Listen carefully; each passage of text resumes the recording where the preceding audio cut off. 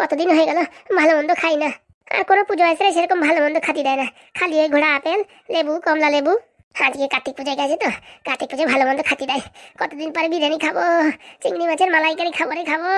তাড়াতাড়ি আয় রে, বড্ডা তাড়াতাড়ি আসেও না। বিয়ের পরে একবার চিংড়ি মাছের মালাইকারি খাইছি বলে মনে হয় না। সেই ছোট থাকতে একবার খাইছিলাম। আর বড্ডাও যে এরকম কিপটে, কিপটে বলা ভুল। টাকা দেয় 2 টাকা, চাল কিনবে না ডাল কিনবে নাকি এই চিংড়ি মাছের মালাইকারি, আর বুঝি না। গিন্নি, ও গিন্নি। স্বামী চলে আইসো, তাড়াতাড়ি আসো। দেখি আজকে কিচ্ছু রান্না করিনি, বিরিয়ানি খাবো বলে। আসো আসো, তাড়াতাড়ি আসো। এনে বউ, ধর দেখের ভিতর কি কি আছে, বাঁচি কুচে খা। তো দেখি সব মিষ্টি। আমার বিরিয়ানি কই? বলছি কি বউ, বিরিয়ানি ফিরিয়ানি খাতি দেয় নাই, খালি দেশে খেসড়ি। মুখ পোড়া, তোর বললাম না আসার সময় বিরিয়ানি নিয়ে আসিস। আরে বউ, উপরের তো শনিবার, আর উপরে তো পুজোর দিন কেউ বিরিয়ানি রান্না করে, তুই বুঝিস না? ওরা পরে খাওয়াবে বলিছে, সেই দিন তোরে নিয়ে জাতি বলিছে। পোড়া মুখ মিনছে, তখন থেকে বিরিয়ানি খাবো বলে বসে রয়েছি, আর এখন তুই এই কলসি ভরে খিচুড়ি নিয়ে আসিস। আরে বাবা, না রান্না করলি তো আমি কোথাতে আনবো? ধুস, মাথাটা খারাপ হয়ে গেল। আরে বউ, চিন্তা করিস না, ওই স্যারের বাড়ি ভালো মন্দ খাওয়া হবে, সেদিন তোরে নিয়ে জাতি বলিছে। জাতি বলিছে? ওরকম করছিস কেন? সেদিন পেট পুরে খাস, যত পারিস তত খাস। কবে খাওয়াবে শুনি? এই তো 2-4 দিনের ভিতরে খাওয়াবে। 2-4 দিনের ভিতরে খাওয়াবে? হ্যাঁ বউ, 2-4 দিনের ভিতরে খাওয়াবে। তাহলে ঠিক আছে, এই 2-4 দিনে আরো খিদেটা বাড়িয়ে রাখি, একদম কবজি ডুবিয়ে খাবো। ঠিক আছে বউ, বলছি কি, ওই গরম গরম খিচুড়ি আর মিষ্টি দেশে বুঝিস, মিষ্টিগুলো একটা বাটিতে নামাই রাখ, আর খিচুড়ি একটা থালে নিয়ে আয়, তুই আর আমি দুজনে মিলে খাই। ঠিক আছে বলছো স্বামী, আমি আনছি। আর টাকা পয়সা কত দেশে শুনি, পুজোর টাকা পয়সা? ওই তো দেশে 500 টাকার মতন। তাও বেচারা খাবার দাবার দেবে, তাও 500 টাকা দেশে। ঠিক আছে, কোনো সমস্যা নেই। ঠিক আছে, আমি থালা নিয়ে আসছি। বৌদি যদি বলতাম 2 বাড়ি পুজো করে 500 টাকা দেশে, তাহলে এবার খিস্তি খামারি করতো। বলছি 2-4 দিন পরে সত্যি খাওয়াবে তো? আরে কি যে বলো, সত্যি খাওয়াবে। স্যার এরকম উল্টোপাল্টা কথা বললে নাকি? যাক বাবা, 2-4 দিন পরে খাওয়া যাবে। পুজো তো 2 বাড়ি করে দিয়েছি, যদি জোড়া জোড়া ছেলে মেয়ে হয় তাহলে অনেক টাকা লাভ হবে। হ্যাঁ, দুইজনে অনুষ্ঠান করলে পারে বিশাল টাকা পাওয়া যাবে, আর খাওয়া দাওয়ারও ভালো পাওয়া যাবে। না না, মন্ত্রে ভুলভাল বলা গেছে, জোড়ায় ছেলে মেয়ে হলে তো লস, একবারে এক খরচায় 2জনের কাজ চালাই দেবে। আর যদি আরেকটা করে হয় তাহলে সারা 4 বার খাওয়া দাওয়া হবে, 4 বার পয়সা পাবো। ও যা হবে হবে, অত ভেবে লাভ নাই। বলছি দিদি, ভালো লাভ হয়ে গেছে। কার্তিক পুজো ফুটোর আর হাগুর টাকা হয়ে গেছে, আমাদের একটা খরচা করতে হয়নি। আরে আমরা টাকা খরচা করবো কোনতে, আমাদের কাছে কিছু আছে নাকি? এসে গেছে তোমার হিরো। কেসের ফুটো, কি হয়েছে? বলতেছি অনেক দুঃখের সঙ্গে তোমাদের একটা খবর দেয়া হচ্ছে যে। দুঃখের খবর মানে? এই ঘর যে আমরা ছাড়িয়ে দিছি পাদুরি বাঁচানোর সময়, এই ঘর কালকে আমাদের খালি করে দিতে হবে। তাই দুঃখের সঙ্গে তোমাদের জানানো যাচ্ছে যে তোমাদের যত কেতা কম্বল শাড়ি গাড়ি যা আছে ব্যাগ ভরে সকালবেলায় বাড়ি থেকে বেরোয় যেতে হবে, বুঝতে পারিস? বাড়িতে বেরোয় যেতে হবে মানে কোথায় যাবো আমরা? সে তোমরা কোথায় যাবো তা আমি কি করে বলবো? আমরা কোথাও যাবো না, আমরা এখানেই থাকবো। হ্যাঁ, আমরা এখানেই থাকবো। মামার বাড়ির আবদার, লোকের বাড়ি ঘর থাকতে দেবে? যদি সে বাড়ির ঘরের মশা ঝাড়ঝুড় করে দাও, হয়তো তোমাদের 2 বেলা খাতি দিতে পারে, কিন্তু এই নরম নরম আর বেড দেবে না রে। তাহলে কি বলতে চাইছি, সে বাড়ি ছাড়িয়ে দিতে হবে? কোথায় ছাড়িয়ে দেবো? আমরা কোনো বাড়ি ফাড়ি ছাড়তে পারবো না। এই বাড়ি দেখা আমার বিয়ে করেছে, এই বাড়িতে আমি এ জন্মও ছাড়বো না। সে তোমাদের ব্যাপার, ছাড়বা কি না ছাড়বা, ঘাট ধাক্কা খেয়ে বেরোয় যাবা, সে তোমরা জানো। বলার দরকার বলিয়ে গেলাম। হ্যাঁ, সকাল 10টার সময় ঘর মালিক আসবে না, বুঝতে পারিস? তার আগে ছাড়িয়ে দেওয়ার দরকার। এখন যদি তোমরা থাকো লাতি গুতো খাতিতে থাকো, আমার বলার দরকার বলিয়ে গেলাম, পরে আবার বলতে পারবা না যে আমার বলে নাই। তোরা কোথায় যাবি? আমরা যাবো আমাদের পুরোনো বাড়ি। পুরোনো বাড়ি কয়টা রুম? 2টি রুম, একটা রান্নাঘর। শোন, ওর ভিতরে যে ভালো রুমটা হবে সেই রুমটা আমার। আমার বাড়ির আবদার তো, একটা আমি হাগুদা আর ঢ্যামনা থাকবো, আর একটা পাদু, ওই লাল ব্যাটারি আর ওই চম্পা থাকবে। ও বাবা, ঢ্যামনা থাকবে মানে? হ্যাঁ, ঢ্যামনা আমার থেকে কোথায় থাকবে? ঢ্যামনা তো তোমার ডিভোর্স দিয়েছে, জানো না? কই, আমার কিছু বলেনি তো। ঢ্যামনা, ঢ্যামনা তাড়াতাড়ি এদিকে আয়, কেস বাদিয়ে গেছে। কে আছে? ফটোটা ডাকতেছো কেন? তোর বউ জানে না তুই তোর বউর ডিভোর্স দিয়ে দিছিস? না জানার কি, সেদিন তো সবার সামনে বললাম। কি বলি ঢ্যামনা তুই? কি আবার বলবো? তোর ফটো কি বলতেছিস তোমার ডিভোর্স দিয়ে দিছিস? বাবা, সবার সামনে সেদিন বললাম না তোর আমি ডিভোর্স দিয়ে দিছি। মুখের কথায় কাজ হবে না, কাগজে কলমে দিতে হবে। তা বল কোথায় সই করতে হবে, সেই জায়গায় সই করে দিচ্ছি আমি। তার জন্য 5 লাখ টাকা লাগবে। আন্ডার প্যান্ট কেনার টাকা নাই, ওনারে 5 লাখ টাকা দাও। ওইসব বললে হবে না, তাহলে তোর একটা কিডনি আমার বেশি দিতে হবে। তাহলে এক কাজ কর, বুঝতে পারিস, ওই প্লাস্টিকের একটা কিডনি দেবানি তোরে। আর কি মারার জায়গা পাস না? পোড়ামুখে মিনছে তুই, আর কি মারার জায়গা পাস না শালা? হ্যাঁ, একটা কিডনি আছে আমার, আর একটা মদ খাটি এমনি নষ্ট হয়ে গেছে। হ্যাঁ, আর কি মারো নাকি তুমি? হ্যাঁ, তোমার ওইটাও খুলে দিয়ে দিই। শোন রে ফুটো, তোর ভালো কথা বলতেছি। কি কথা? তোর নামে যে 3.5 কাঠা জমি আছে, ওই জমি দিয়ে দে, আমি আর আমার দিদি তোদের বাড়ি ছেড়ে চলে যাচ্ছি। এ ব্যাপারে আমার একটু হাগুদার সাথে কথা বলতে হবে। জমি শালা তোর, তুই হচ্ছে জমির মালিক, তারপর হাগুদার সাথে কথা বলতে হবে মানে? হাগুদার সাথে কথা বলতে হবে না, হাগুদাই তো আমার এই জমিটা কিনে দিয়েছে, এখন তার পারমিশন ছাড়া আমি কি করে দিয়ে দিত রে? যা করবি কর, আমার তাড়াতাড়ি বল, নাহলে কিন্তু যতক্ষণ না জমি দিবি ততক্ষণ আমরা এই বাড়ি ছাড়বো না। বাড়িতে তোদের ছাড়তেই হবে, নয়তো কালকে ঘেঁটি ধাক্কা দিয়ে বের করে দেবে। ওইসব ফাজলিমিতে করলে তো হবে না, তোর ওই পুরোনো বাড়ি যাই ওর দাঁড়া। তো শালা মহা কেলেঙ্কারি। বলতেছি 1 ঘন্টা সময় দে, 1 ঘন্টা পরে এসে তোর আমি জানাচ্ছি। যা জানাবি তাড়াতাড়ি জানা, না হলে এবারে আমরা ছাড়বো না, ধর্ণা দিয়ে বসবো। বলতেছি কি, এই ফুটোদা যদি জমি দিয়ে দেয় ওই সাথে কিন্তু আমারও ডিভোর্স দিয়ে দিতে হবে। হ্যাঁ, ফুটো যদি জমি দেয় তো তোরও দিয়ে দেবো। যা ফুটোদা, তুমি বাঁচাও, যে করে হোক বাঁচাও। চল ঢামনা, হাগুদার সাথে কথা আছে। যা বলবি বল, জমি ছাড়া আমি এখান থেকে নড়বো না একদম। এইবারের মতন যদি ডিভোর্স দিয়ে দেয় সারা জীবন আর বিয়ে করবো না, সারা জীবন তোমাদের হেল্পারই করবো। চল ভাই তাড়াতাড়ি চল। দিদি, এবারে কিন্তু ছাড়া যাবে না, একবারে ছাড়ি দিলে কিন্তু ওরা আর জমি জমা দেবে না।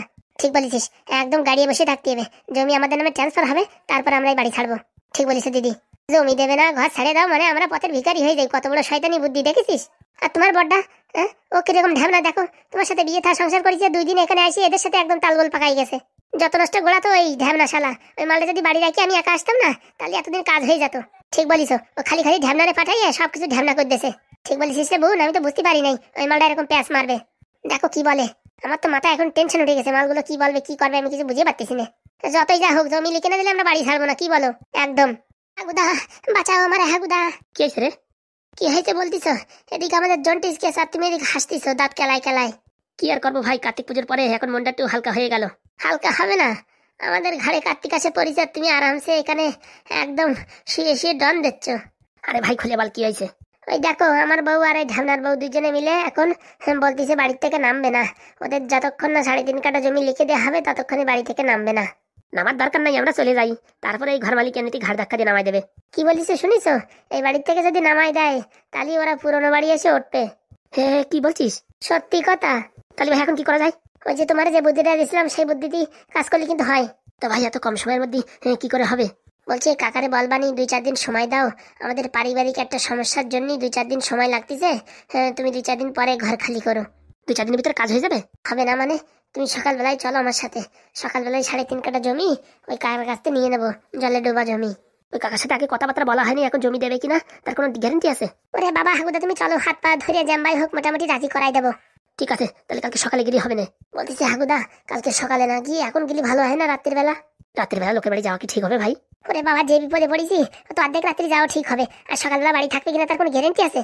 হ্যাঁ, ওই কাকা চাষবাস করে, উনি সকালে কেন জমিতে চলে গেল ধান কাটতে, তারপরে তখন কি করবানে? তা তো কথাটা ঠিক বলিস। তাহলে এখন যাবি? চলো এখনই চলো। চলো তাহলে চলো। চল তাহলে, আর বসে থাকি কি লাভ? বলতেছি কি, জমিটা কেনার আগে যদি পাদুর সাথে একটু কথা বলে নিতাম ভালো হতো না? ওদের জমি না দিলে ছাড়বে না, তাহলে কি করবো? তবুও পাদুর মাথায় যা ইংলিশ মিডিয়ামের বুদ্ধি, ওর একটু ডাকে একটু শুনে নিলে ভালো হতো। ঠিক আছে, তাহলে একবার পাদু ভাইয়ের সাথে কথা বলে নি। ঢামনা তুই যা, পট করে পাদুরি ডাকি নিয়ে। যাচ্ছি। এখন কি যে করি হাগুদা তাই বুঝে পাচ্ছিস না, মাথায় কোনো কাজ করতেছে না। আরে একটু ঠান্ডা মাথায় একটু ভাব, ওদের কথা মতন চললে তো হবে না। আজকে 3.5 কাঠা বললো, কালকে 5 কাঠা বলবে, তারপরে 2 দিন পরে তোর কিডনি চাইবে। বুঝতে পারিস? ওদের ডিমান্ড তো পুরো করতে করতে তো জীবন শেষ হয়ে যাবে। আর তুই 3.5 কাঠা জমি দেওয়ার পরেও যে তোর ডিভোর্স দেবে তার কোনো গ্যারেন্টি আছে? না না, বলিছে 1 হাতে জমি 1 হাতে সই। পরে দেখ, আমার বউর সাথে ছাড়াছাড়ি হয়ে গেছে, এখন আমার ঘরে এসে উঠিছে কিনা, এখন কিছু করার নাই। বুঝতে পারিস? তো ও যে যাবে আর পরে যখন জানতে পারবে ওর সাথে ফাজলিমি করাইছে, 3.5 কাঠা জমি ওই কেদার ভিতরে দেওয়া হয়েছে, ও আবার ঘাড়ির উপরে আসবে না, তার কোনো কথা আছে?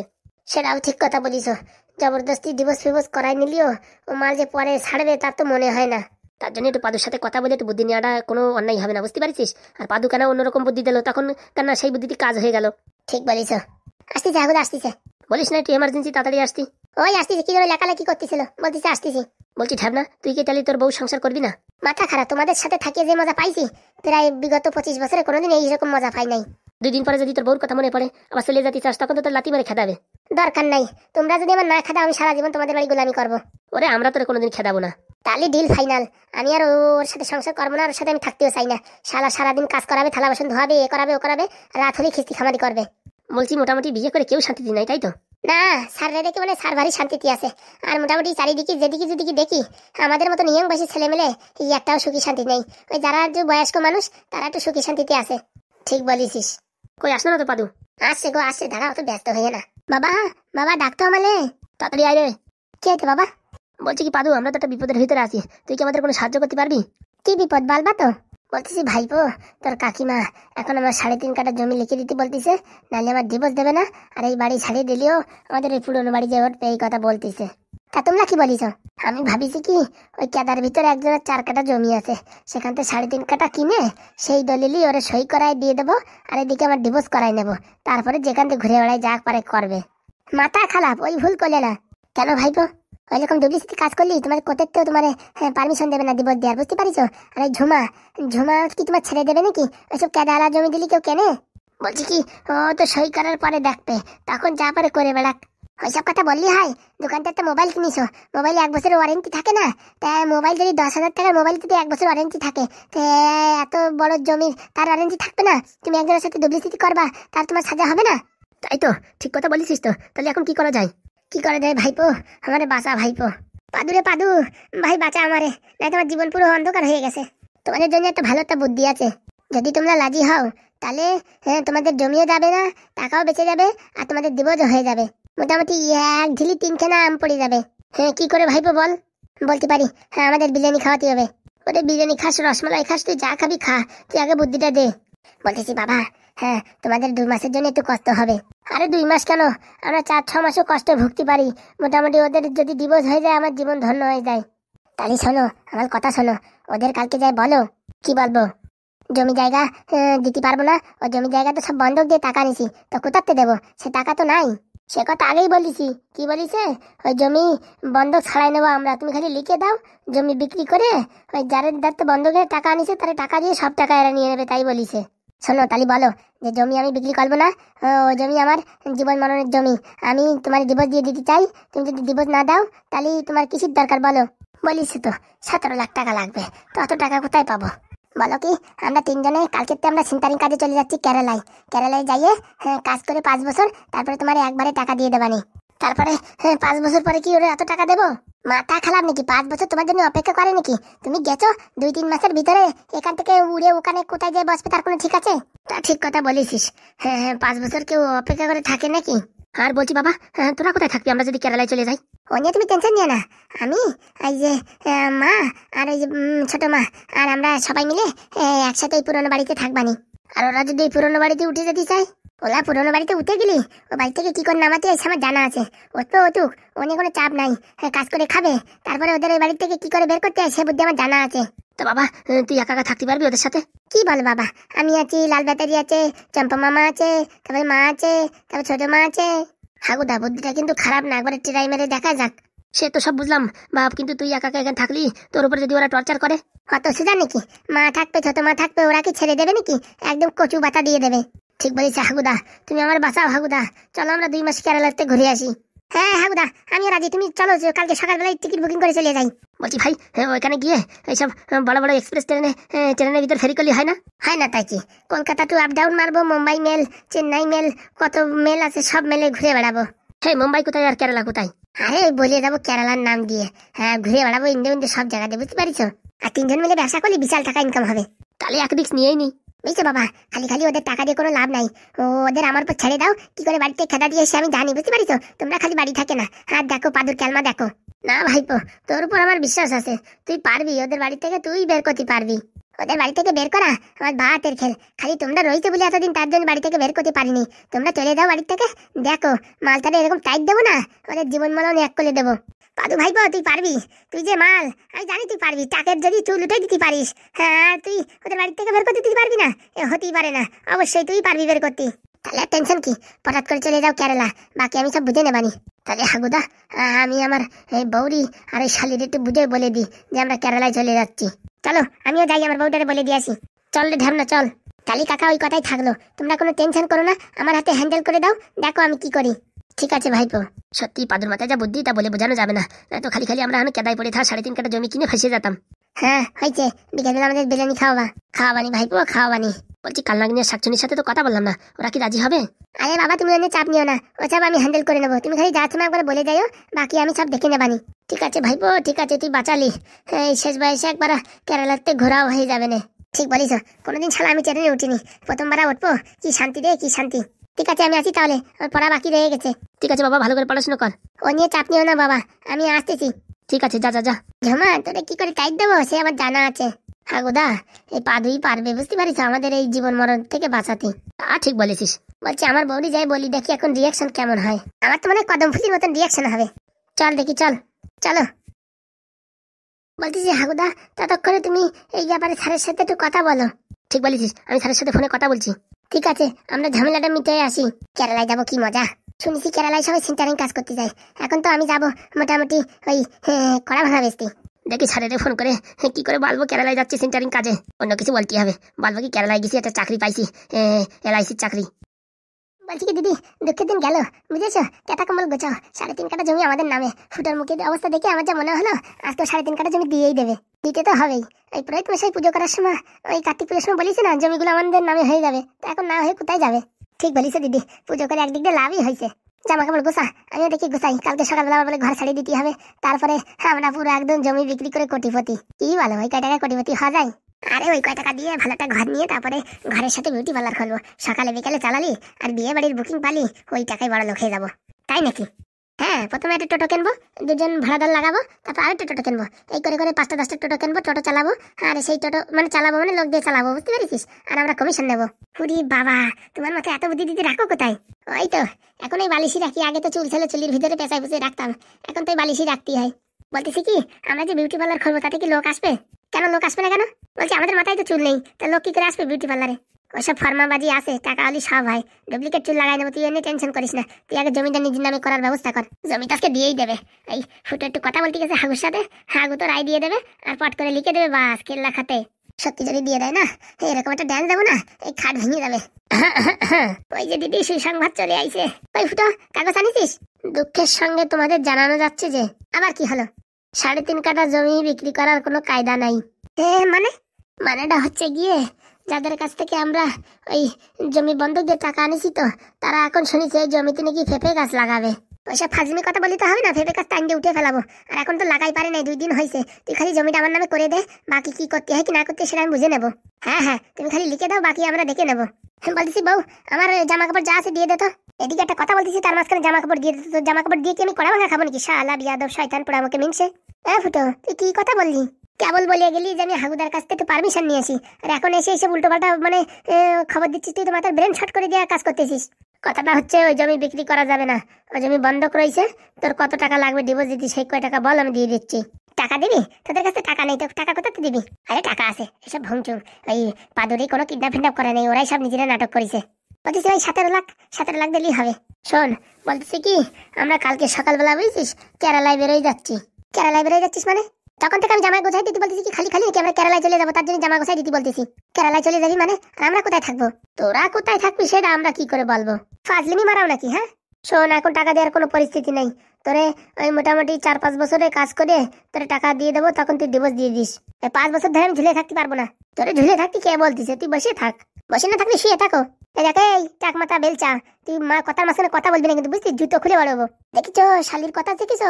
একদিন আমার বাড়ি যাই বলে কি দাদা বৌমারে বাঁচাও, আমার জীবন পুরো শেষ হয়ে গেল। আর সেই শালি আজকে আমার বলতেছে চটি খুলে বাড়াবে। এতক্ষণ একটা দিস নাই কেন? দিলি একটু হতো, আমার মনটা একটু ঠান্ডা হতো।